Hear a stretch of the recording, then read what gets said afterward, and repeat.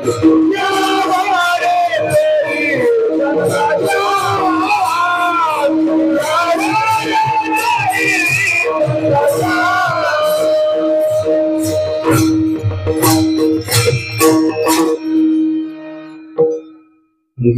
वसे चित्ते त्याची घडावी संगती ऐसे आवडते मना देवा पूर्वावी वासना। प्रस्तुत प्राप्त प्रसंगी प्राप्त स्थळी कीर्तन रूपी सेवे करता निवडलेला अभंग जगद्गुरु जगतवंद्य वंदनीय पूजनीय आदरणीय देवनी मानसी वैराग्याचे निष्ठावंत पुत्र श्रीमंत श्री संत तुकाराम महाराज यांचा मागणी पर प्रकरणातील सुंदर मागणी करणारा भगवंताकडे सुंदर अशी मागणी करणारा 4 चरणाचा अभंग आपण सेवे करता घेतलेला आहे, निवडलेला आहे। नवे नवे माय बाप तुमच्या पुढे बोलून सुद्धा दाखवलेला आहे। विठाला विठाला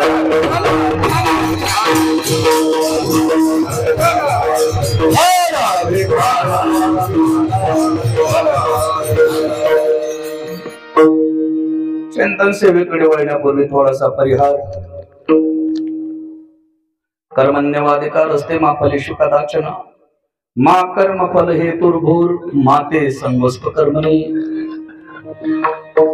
हा श्लोक कुणी घातला याच्यामध्ये पूर्वीपासून काका?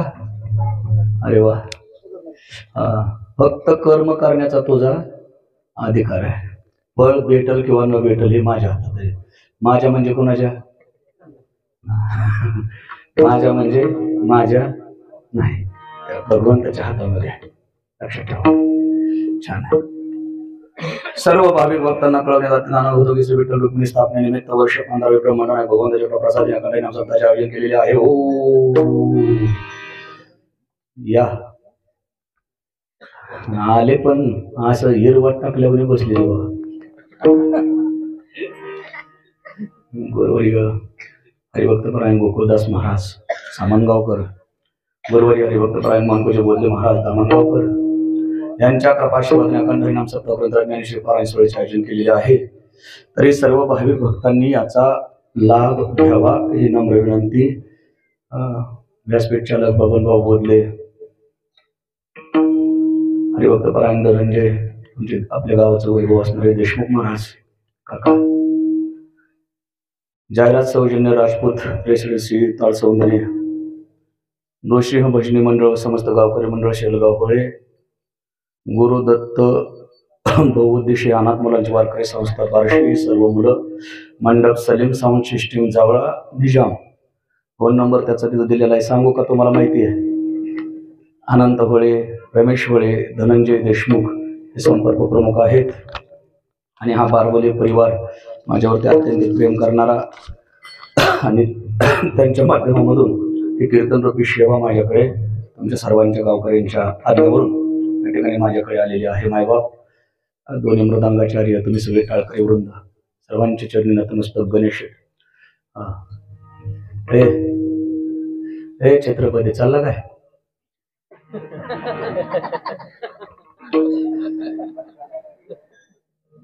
विठाला विठाला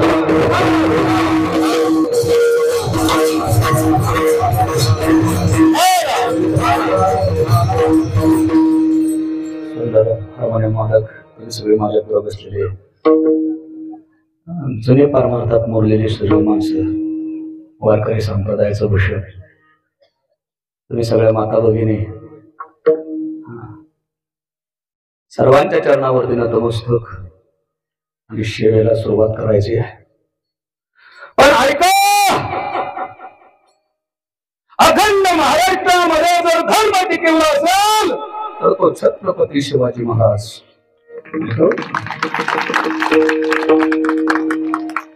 ज्या मातेने त्यांना जन्म दिला, कीर्तनाकडे वळायचं मला। आई खूप महत्वाचा विषय असतो बरं। या महाराष्ट्र राज्यामध्ये जिजाऊ माता जर जन्मालाच आल्या नसत्या तर आज सुद्धा आपल्याकडे गुलामी शिवाय दुसरं काहीच प्राप्त झालं नसतं। मग जिजाऊ मातेसाठी एकदा सर्वांनी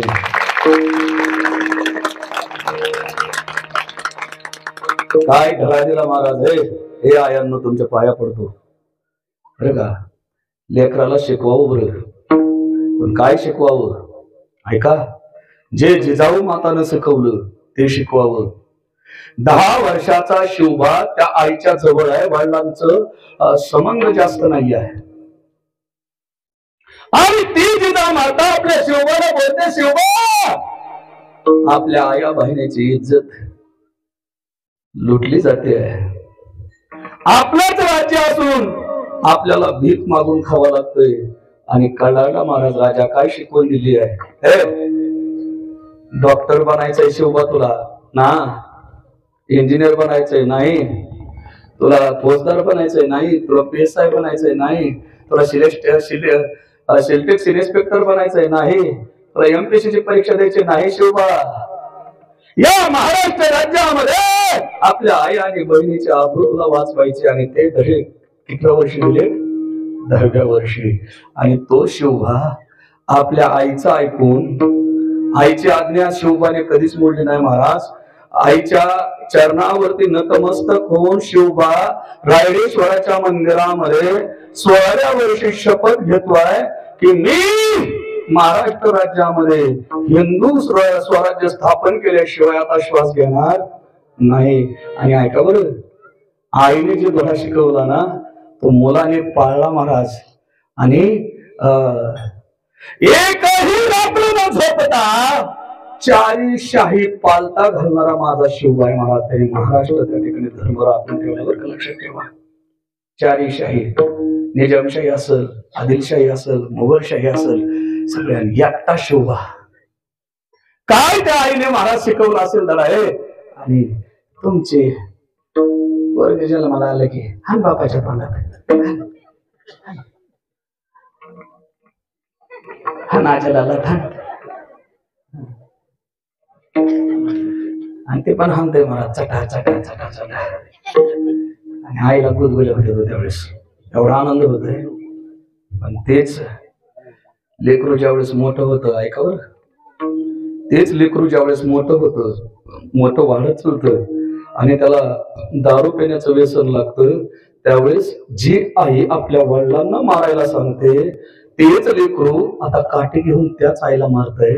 म्हणून हे आयांनो, लेकराला शिकवत असताना शिकवा त्याला शिवबाचा धडा, शिकवा त्याला जिजाऊचा धडा, शिकवा त्याला ज्ञानोबरायांची ज्ञानेश्वरी, शिकवा त्याला तुकोबरायांचा गाथा, शिकवा त्याला हरिपाठ घ्यायला, शिकवा त्याला हरिपाठ पाठांतर करायला, शिकवा त्याला साधू संतांची सेवा करायला.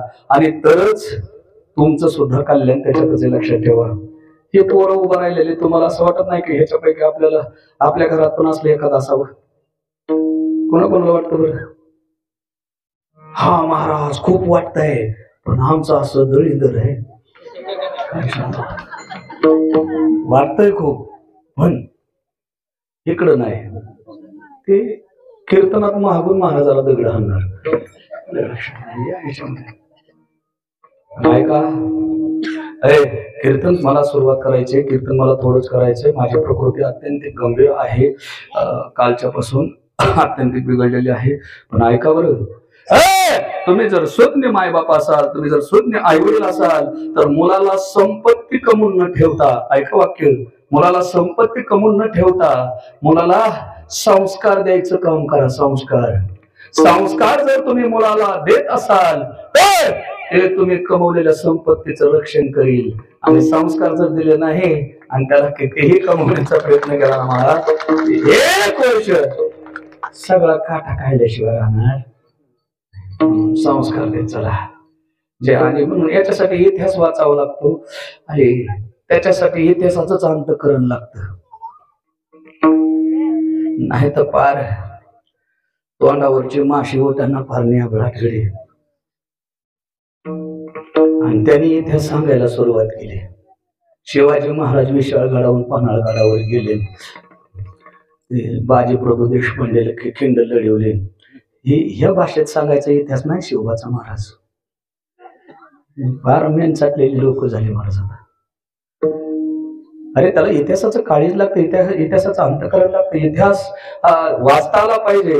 आणि जर तुम्ही महाराष्ट्रामध्ये जन्माला आलेला असाल ना, तर एकदा तरी माझ्या छत्रपती शिवाजी महाराजांचा इतिहास वाचावर, वाचा वाचा.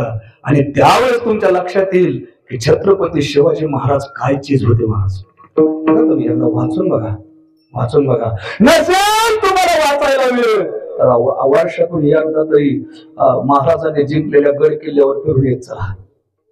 रायगडला जात जा, शिवनेरीवर जात जा, प्रतापगडावर जात जा. आणि मग माझ्या महाराजांचं राजाचं वैभव कळतंय. आणि माझ्या आईसाहेबाचं काय घडवला पुत्र महाराज, काय घडवला पुत्र. असा पुत्र घडवला तर आईला धन्यता आहे महाराज. धन्य माता पिता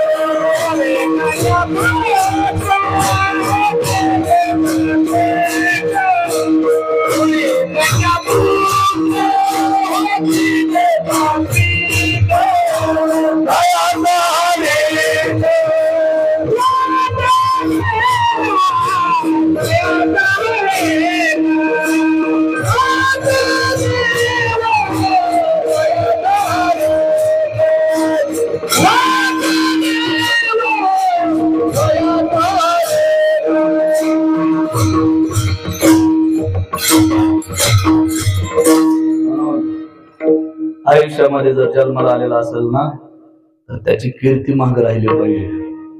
कीर्ती अजरामर राहिली पाहिजे. कीर्ती पाठीमाग उरली पाहिजे. महाराज असं जीवन जगायचंय, असं जीवन जगायचंय, असं जीवन जगायचंय की आपण गेल्यानंतर आपली कीर्ती पाठीमाग जगामध्ये राहिली पाहिजे. ज्ञानोबांना जन्म दिला महाराज त्यांच्या आईने, पण कीर्ती चंद्र सूर्य आहे तोपर्यंत. शिवबाला जन्म दिला माझ्या जिजामातेने, पण कीर्ती चंद्र सूर्य आहे तोपर्यंत. तुकोबारायांना जन्म दिला त्यांच्या आईने, पण कीर्ती चंद्र सूर्य आहे तोपर्यंत. उत्तम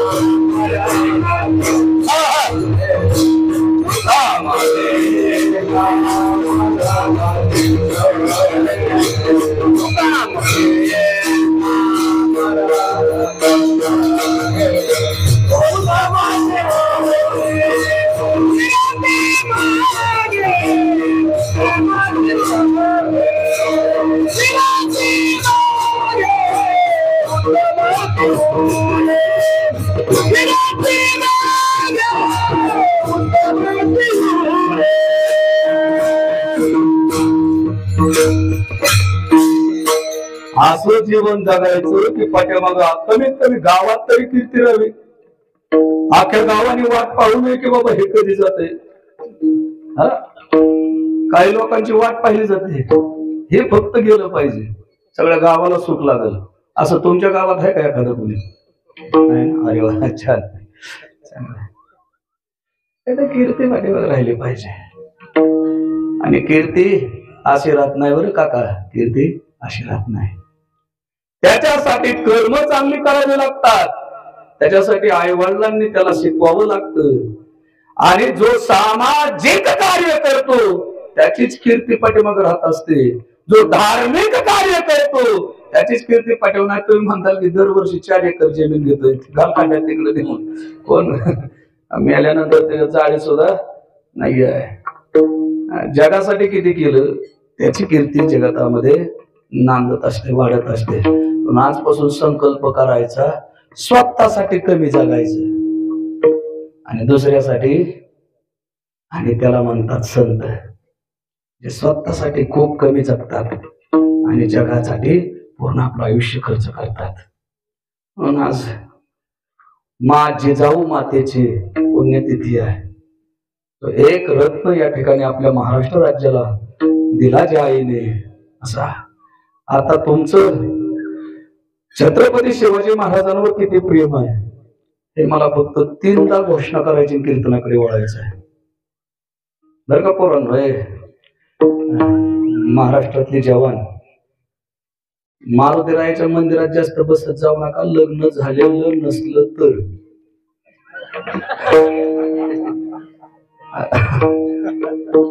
कारण आता अलीकडे खूप अवघड गोष्ट आहे. बघू आपल्या अंतःकरणामध्ये किती इतिहास आहे, बघू आपल्या रक्तामध्ये किती इतिहास आहे, बघू आपल्याला छत्रपती शिवाजी महाराजांवरती किती प्रेम आहे. अरे ज्या राजाने आपला धर्म वाचवला, ज्या राजाने नीती वाचवली, ज्या राजाने ब्राह्मण संत यांचं रक्षण केलं, त्या राजावरती आपलं किती प्रेम आहे की ज्या जिजाऊ मातेने त्यांना जन्म दिला. मी 3दा बोलेल, तुम्ही जय म्हणायचंय. बघू आपल्या गावात किती प्रेम आहे महाराजांवरती. छत्रपती शिवाजी महाराज की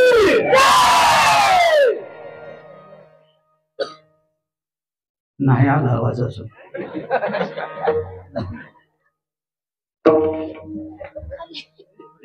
छत्रपती शिवाजी महाराज की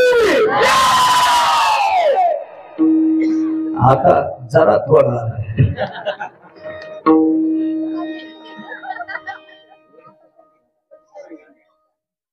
छत्रपती शिवाजी महाराज की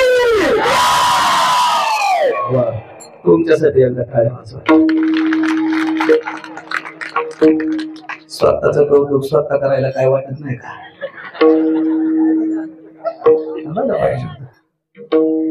ऐका, चिंतन सेवेकरता घेतलेला अभंग जगद्गुरु तुकोबारायांचा आहे. राहू दे, ते मागच्या जन्मात कीर्तनकार होतो.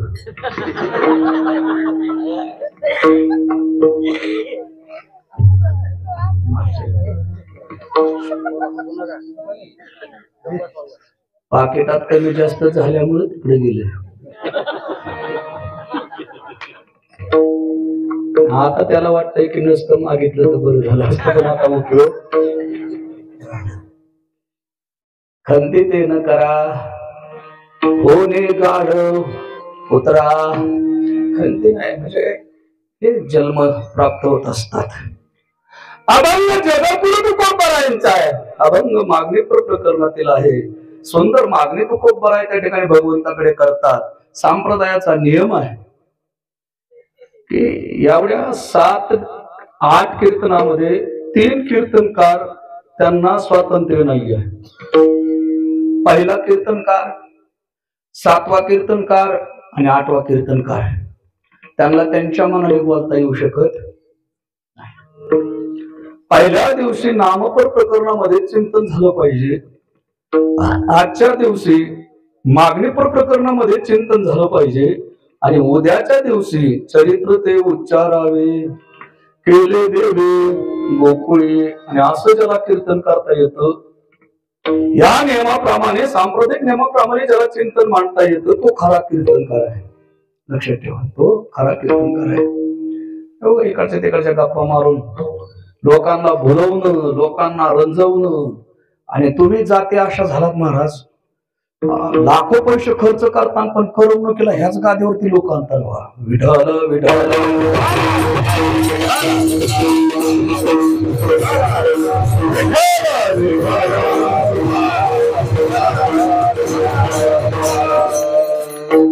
समाज बदलत चाललाय. कोणाला काय हित व्हावं असं कोणाला वाटत नाही की गावाचं व्हावं, राज्याचं व्हावं, देशाचं व्हावं, स्वतःच व्हावं अशी सुद्धा भावना नाही. स्वतःच तरी कमीत कमी व्हावं, चालतंय बाकीच. आजचा दिवस मागणीचा दिवस आहे. काय मागणी करतात तुकोबरा या अभंगामध्ये, तर तुकोबरा या अभंगामध्ये संतांच्या संगतीची मागणी करतात. संगतीची, संगती इतका महत्वाची गोष्ट आहे, खूप महत्वाची गोष्ट आहे संगती. ऐका बरं, संगती, आपण कोणाच्या संगतीमध्ये राहतो हे जगातलं सर्वात महत्वाचं कर्म आहे की आपण राहतो कोणाच्या संगतीमध्ये. एक वेळेस जर जेवणाची पंगत चुकली तर या ठिकाणी आपण एक दिवस उपाशी राहू, फरक काही पडणार नाही. पण आयुष्यामध्ये जर संगती चुकली ना तर आयुष्य बर्बाद झाल्याशिवाय राहणार. संगती खूप महत्वाचा विषय आहे. या अभंगाचं जर चिंतन आपण केलं तर मागणी प्रकरणातला विषय आहे. तुकोबरायांच्या पाठीमाग जगाचा बाप धावतोय. महाराज अहो काहीतरी मागा, काहीतरी मागा, काहीतरी मागा. परिस्थिती जर पाहिली तुकोबरायांची, आणि म्हणून भगवंताला दया आली. महाराज आम्ही सदैव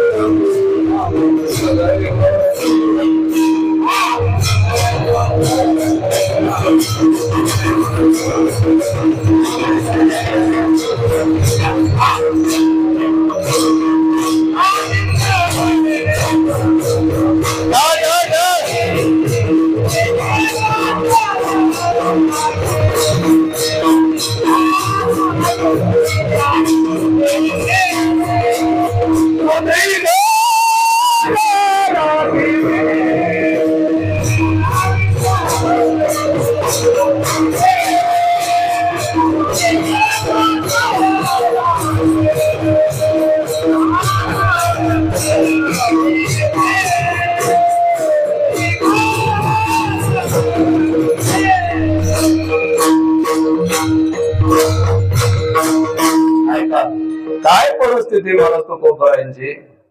सत्ता तुकोबराय म्हणतात आम्ही सदैव सोडके जवळ येता चोर धाके. चोराला सुद्धा भीती वाटते जवळ येण्यासाठी. का बरं? आपणच काहीतरी चोरून आणण्याला ह्यांना द्यावा, चोर सुद्धा घाबरतात. गावात जर भीक मागायला गेलं तर कुत्री घर राखीते. आणि जे भगवंताचे दास होतात, जे भगवंताची सेवा करतात, त्या देवाला काळजी लागते. महाराज देव उभा मागे पुढे उगवी पुढे संकट. किंवा तुका म्हणे घालू तयावरी भार वाहू हा संसार. देवाच्या पायावरती संसार ज्याने वाहिला त्या भगवंताला काळजी लागली की लेका माझं दास्यत्व ज्याने केलंय, माझी भक्ती माझी उपासना जे जगद्गुरु तुकोबराय करतात, त्यांच्या घराला जर त्या ठिकाणी डोबळं पडलेले असतील, कुत्री घर राखत असतील, मुलं बाळ उपाशी मरत असतील तर आपण काहीतरी सहकार्य केलं पाहिजे. करतो बरं का, तो खूप उदार आहे. भगवान परमात्मा त्याला सहकार्य करतो. आणि मग रोज तुकोबरायांकडे यावं, रोज तुकोबरायांना बोलावं. महाराज खूप बिकट परिस्थिती आहे, रात्र न कळे दिवस न कळे. रात्रंदिवस तुमचं भजन चालू आहे, नामस्मरण चालू आहे. अरे घरामध्ये मुलं उपाशी मरायला लागलेली आहे. काहीतरी मागा ना, काहीतरी मागा, काहीतरी मागा. त्यावेळेस तुकोबरायने सांगितलं, माझ्या 8 पिढ्याची परंपरा आहे देवा. विश्वांभर बाबापासून कान्होबरायांपर्यंत तुला कोणी काय मागितलं नाही. हे माझी 8 पिढ्याची परंपरा आहे. आणि आज जर मी मागितलं तर त्याला बट्टा लागेल, त्याला कलंक लागेल. हा वडिलांची